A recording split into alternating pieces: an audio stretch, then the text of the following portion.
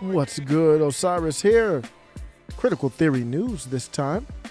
Yeah, when you talk about different identities, there's always a time where you are separated from the full group and you're isolated within a separate identity group. And this only applies to people who view life through that lens. So, for example, if I'm in the United States, we have all the demographics that fit within the United States. But if I am in a group off to the side, whether it's in a classroom or just in the woods somewhere, just isolated within the micro picture of the world, just in a little group, then the totem pole changes. Say I'm in a group where everyone is black. Those who view identity in a certain way will view that group differently than when you view the whole United States altogether.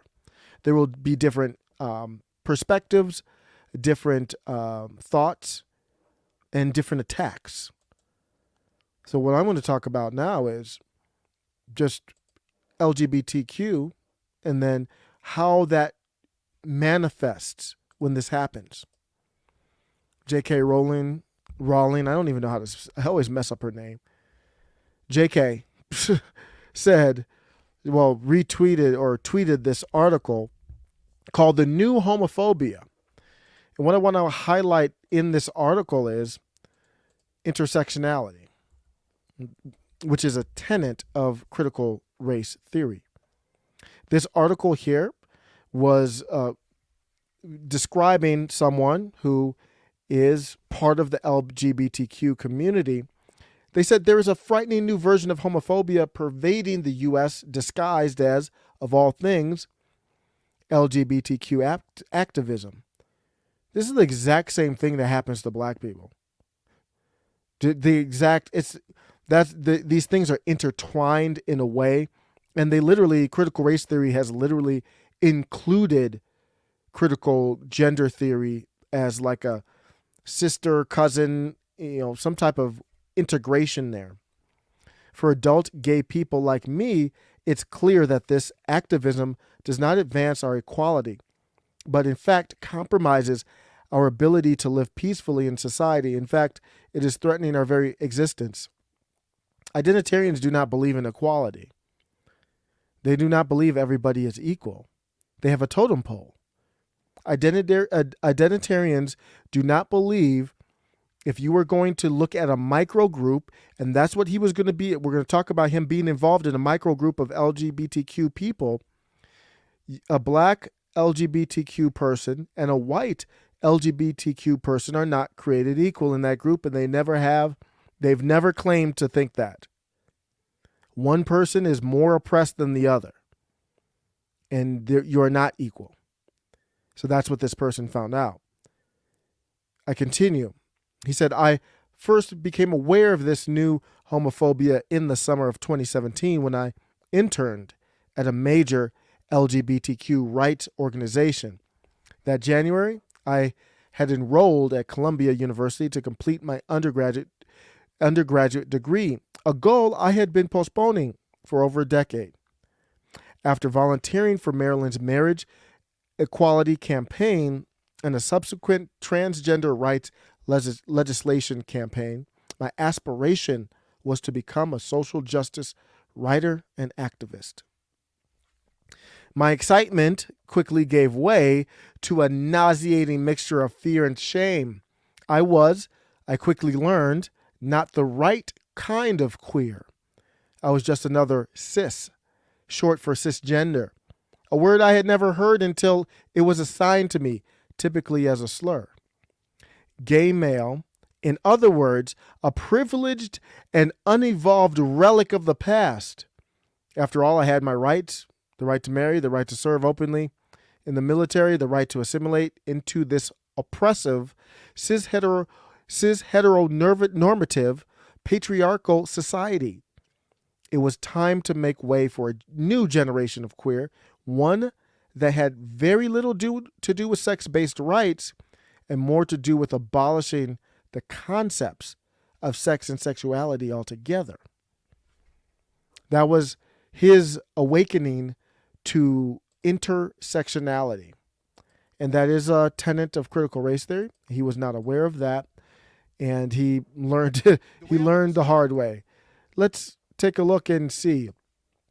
What is, if you're not familiar with it, this is a video I did a while back. Let me play this clip here describing what intersectionality is. Stereotypes change over time. The other part of it is that stereotypes are there to benefit those in power and control. Intersectionality. This is a big one. And what that means is if I'm black and I'm gay, then I have two oppressed identities in me.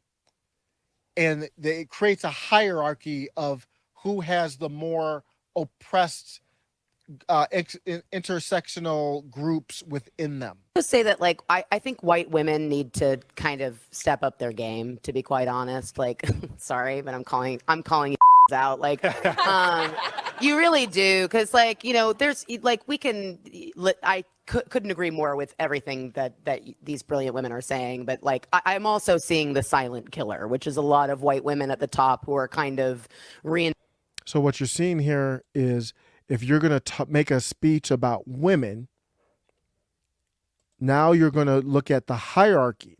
There's no men there. So white men are not a part of this group. Who is the least oppressed? If you get a bunch of women together who have this identitarian mindset, critical theory, critical race theory, critical gender theory, if you get them together, now a straight white woman is the least oppressed. And that's what you're seeing here when this person is going after that group. Enforcing a lot of old ideas. If you're now thinking, what the hell are you talking about? You haven't spent much time on a modern college campus. Intersectionality is a form of identity politics in which the value of your opinion depends on how many victim groups you belong to. At the bottom of the totem pole is the person everybody loves to hate, the straight white male. And who's at the top? Well, it's very hard to say because new groups claim victim status all the time. No one can keep track. It's infinite. There is no, you can have an infinite amount of intersectionality. And that's what Libs of TikTok has kind of exposed. As you go down the rabbit hole, you might be a part of this, and this group. So, how does this intersectionality thing play out? Something like this. Let's say you're a gay white woman. As a queer woman, your opinion matters, but less than that of a gay black woman. Why? Because while all women are oppressed by the patriarchy, and all gays are oppressed by the heterosexual majority, blacks have a victim status that whites obviously don't. Like, the guy at the top's louder. It's harder to say, like, I think this should be a black writer. Of course, a gay black woman's victim status is less than that of a black trans woman, who ranks below a black Muslim trans woman, and so on. The more memberships you can claim in oppressed groups, the more aggrieved you are, and the higher you rank. Get it? Good, because it's about to get even more complicated. Intersectionality takes your victim status and uses it as the basis for creating alliances with other victim groups.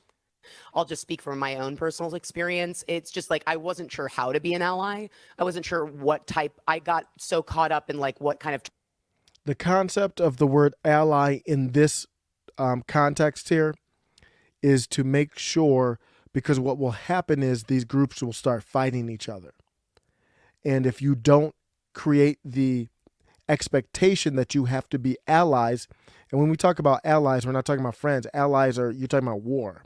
Critical theory is based off of Marxism. It's a form of Marxism, and Marxism is violence. And when they say ally, they mean like an ally in this violent uprising. Terminology I was supposed to be using. Here's the logic. A black gay and a Hispanic gay may not belong to the same victim group racially, but they do belong to the same victim group on the basis of their sexuality. By focusing on the places where various victim identities intersect, intersectionality creates a united us versus them paradigm. And I said this will always happen in identitarian circles, so that's what I was talking about here. Who has the least intersectionality? That's why this article was made. Straight black men are the white people of black people. It's the exact same thing that happened to that guy who said, wow, they looked at me like I was a cis gay white male and I didn't have a, I was the least oppressed. It's basically the cis white gay man in that group is the white people of that group. Straight black men are the white people of black people. And they just spell it out there. That's intersectionality. So when you get into a room with all black people, straight black men are the least oppressed, so you have the least say in that room. Let me end with this. Joe Budden, a while back, this was last year, Joe Budden came out as bisexual. He said, I'm bisexual. He said, how do I spread the news? How do I spread the word? This just came out of the blue. He said, yo, listen, I like guys and girls. Spread the word. I'm down. I haven't heard much of it since. I haven't listened to the Budden Show podcast since Roy and Maul left. But I think it's still good. I just haven't, it's just hasn't been a part of my rotation recently. So he's like, I see the word got out. He shared on Twitter. Continue to spread the word, please. Okay. So I'm not going to make any judgment on that. I'm going to relay information by someone who knows him way better than I do. I don't know that dude. I'm not making any judgment on him. Tahiri, his ex-girlfriend, said she didn't think that he likes both sexes. She added, and it's possible she's wrong, but this is her opinion. She added that he may be a woman beater, but far from bi. She added that it would have been difficult for him to hide. And she's like, nah, I would have known. Then all of a sudden, during the larger conversation, Budden expressed his opinion that the baby was being extorted by the LGBTQ community. Do you think it's more acceptable or less acceptable if Joe Budden comes out as bi? There's no verification process in this thing. He just said I'm bi and okay.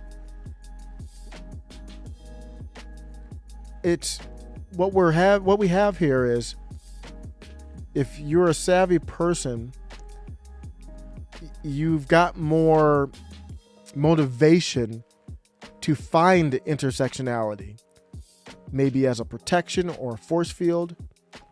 And it's the danger of having a state-sponsored type of religion,